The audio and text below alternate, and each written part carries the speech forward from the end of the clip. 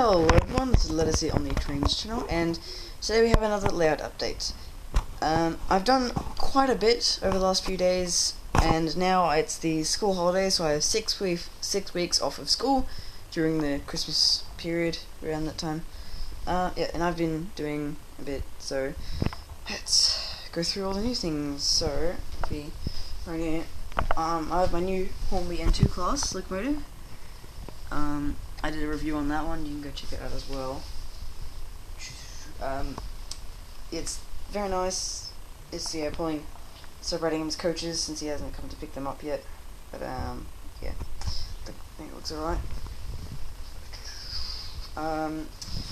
Next thing that I've done is I've actually added the brick wall railing sort of thing on the edge of the, retaining wall. See, it looks pretty nice. I think it looks alright.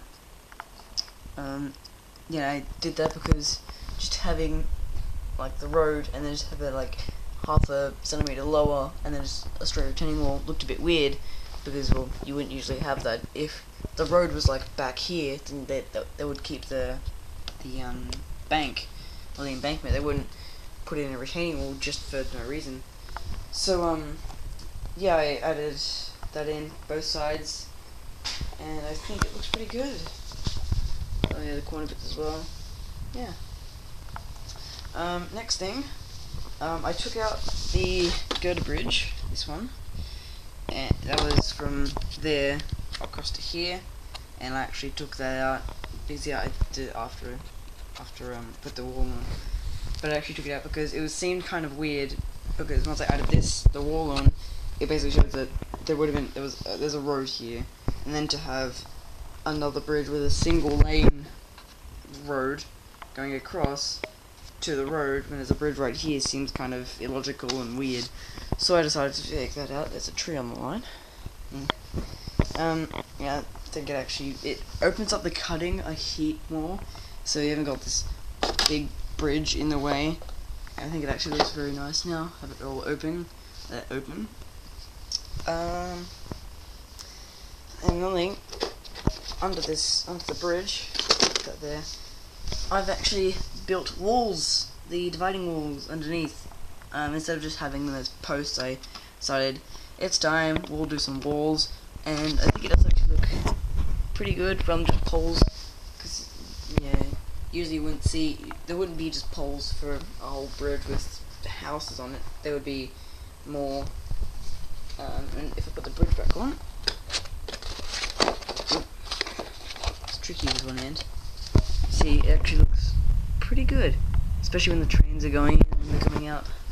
There's only, you can see the wall under there, because the tracks are bent sort of. I can't really put that in. Yeah, so I did that. Yesterday I actually did quite a bit with my rolling stock and locomotives. All of my wagon loads are on top and all the wagons are just empty.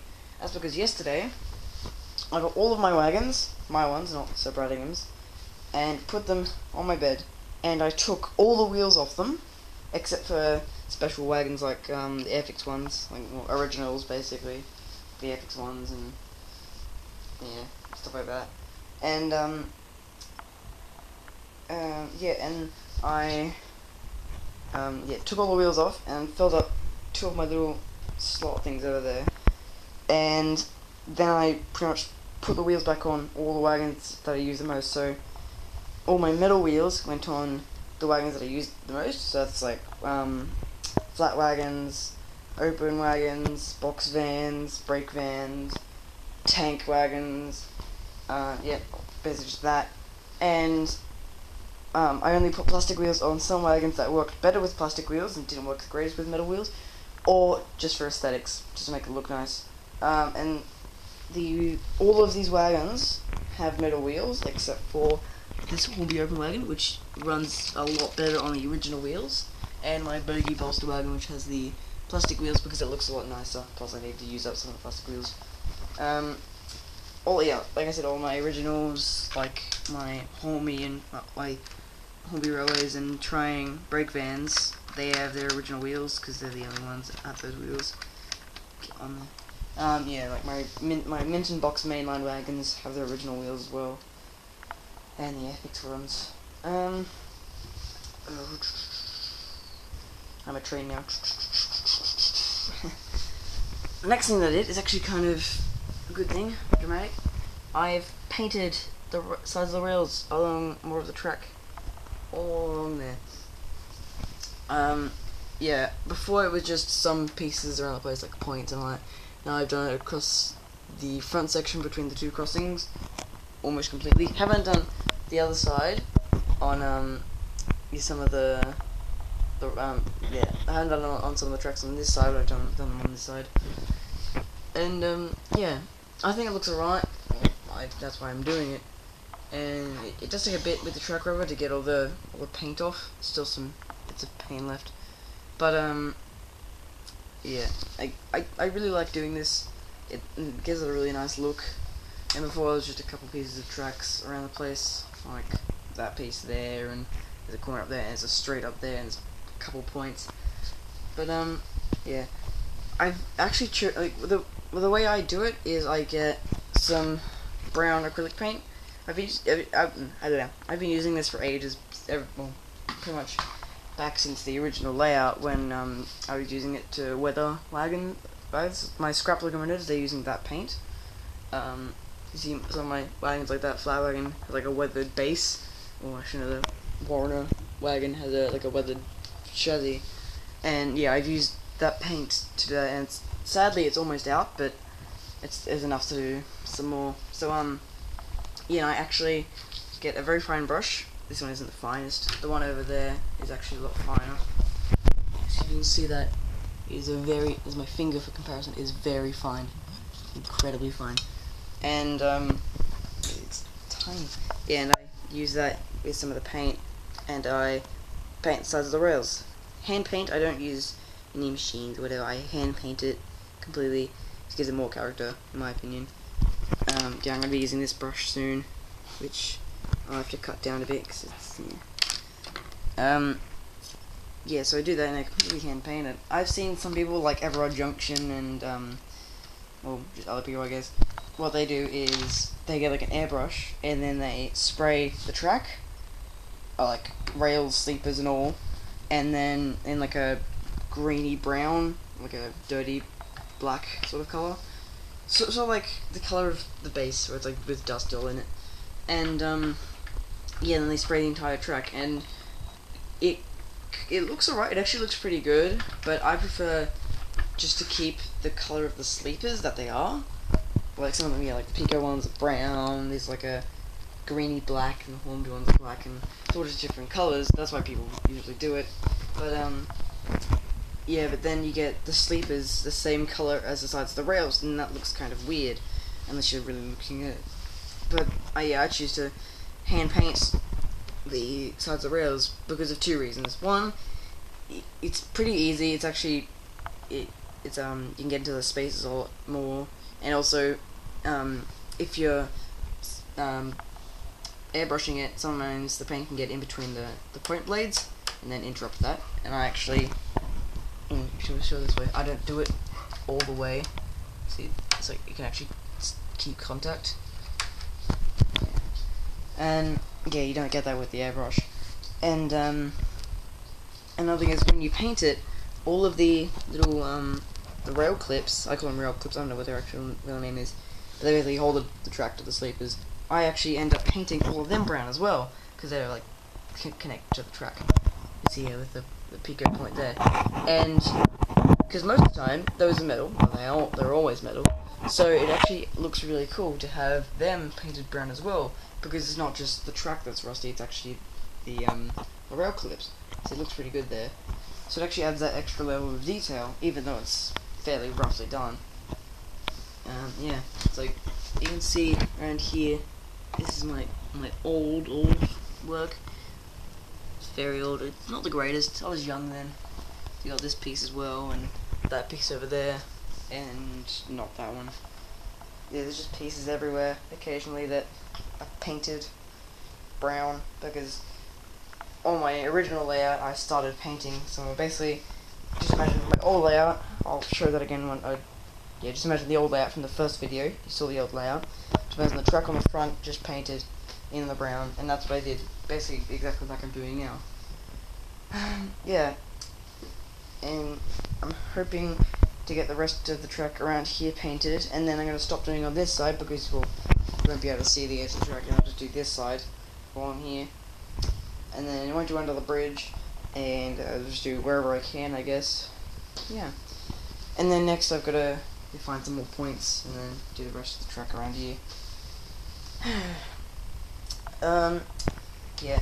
Hopefully I can get some more Metcalfe buildings. So I got the cinema box and the workshop, or the good shed building. I call it the workshop because it is like a workshop for this layout. And yeah, they were the ones I wanted to get first because they really allow me to build things and let me have a go at things. And next I'm going to be getting 2 station buildings. Going to be getting a small one with a big canopy roof, and then the main building. Oh, there's a coupling. Oh, that's where it went. Yeah, and those will be there. So I don't really want to do much with the station yet until I get those buildings, so I can actually change things for how the buildings will be. And I haven't done anything else on the station steps because I actually figured out that these are a bit low, so I'll have to get some balsa wood and prop those up a bit. Yeah, that's alright. Yeah, I'll have to learn how to make wagon the coal loads again, or coal loads. This is an expert one that I got with my LMS open wagon. I came with the KD couplings, and this is on just some styrofoam. I don't know what they used, but they painted it black, as you can see. Yes, I'm just not sure what they used. I think they just used rocks, just normal rocks. Meanwhile, I used crushed up black pencil, which still looks pretty good, but sometimes it looks very clustered and not the greatest. So I have to, and I used the different foam, which basically that foam soaked up all the glue, so it didn't actually stick down properly. And this actually worked really well. So yeah, hopefully I can get more loads done. I have to figure out how to make these conflat containers better. I think they look alright just for now, but I'll have to rebuild them and edit them, make them look a lot cooler. Yeah, so that's the layout so far. Still got a lot to do, like adding a cover over these controllers, and then adding the control boards for the points and all that, and then adding another controller for the yard, and then like my DC power pack, adding that for all the lights and things. Yeah. Actually, another thing is I found out yesterday that this semaphore signal that I have, I've had this for years. I don't even know where I got it. And I was looking on eBay, and I actually found out that this is a very old Hornby item from around the date of my towed brake van. Which is like the Hornby Railroad. No, not Hornby. No, Hornby Railways logo thing. Yeah. And I actually found out that this was part of sort of a kit, and it came with some track with some electricals underneath, and depending on, say if it was up, it would be green, and under here would flick a switch which would connect up the power, and there was like an isolated section in the track, so it would actually join the power and then allow the truck to be powered. Plus there was another one, so basically it sat like this, and if it was green, you'd have like a cut in the track, and the power would, well, you have like 2 wires that went in, and it would go around. And they'd have another section of track about this long, and they would have that isolation in it again. So basically, you could put that next to it, or you could put that before the next point, so the train would have to stop if it's on red. So yeah, if it's on red, you just switch the power off, and it will completely isolate the track. It's very cool. And I was completely clueless as to where this came from, and now I know. I'm going to be getting a lot more semaphore signals, and I won't be able to use this one because, well, you try finding somewhere to put that base where a logical place. I was originally putting it where this little shack is. I was originally putting it there, but see, the coaches hit it, so I couldn't actually use that there. That's why I just got that little line side hut there. It's good enough. So yeah, I really want to look for more semaphore signals. And one thing I want to do is, if they have a plastic panel, a plastic little arm, or even if it's metal, I'll try to do it anyway. I want to add a white LED behind it, and then cut out 2 holes and use like cellophane or something like plastic colored green and red, and then yeah, depending on I'll have the manual. I won't have them automatic because it'd be so hard. You have so many switches and things for all the points and all the semaphore signals. So I'm just gonna have the manual and then have a little switch so I can turn on all the signal lights, and then yeah, you can have them all light up depending on what it is. How cool would that be? So yep, I'm not planning on having any light signals, not until the next major layout, which will be the big one around the outside. I'm gonna be getting a new room soon. Well, I'll still have this room, but my sister will be moving out soon. Her room is the same size, but as a has a smaller cupboard. But my layout and my Lego is gonna go in there when she moves out, which will be pretty good. But we're thinking of building a big garage outside, and we're gonna have a 3x4 meter room. So mine's a 3x3 meter, so just bigger. And then thinking about adding this big layout, and then having this be able to connect up to it with the escape truck, and that'd be really cool to have this bigger layout just from a have two layouts connect to make a big one. It's kind of like a big exhibition layout, but yeah. Yeah, and that'd be thing. But before that, I wanted to make my dockside layout for the dockside crane. I have a lot of things queued up. This might take a couple more years, but yeah, I'll see how it goes.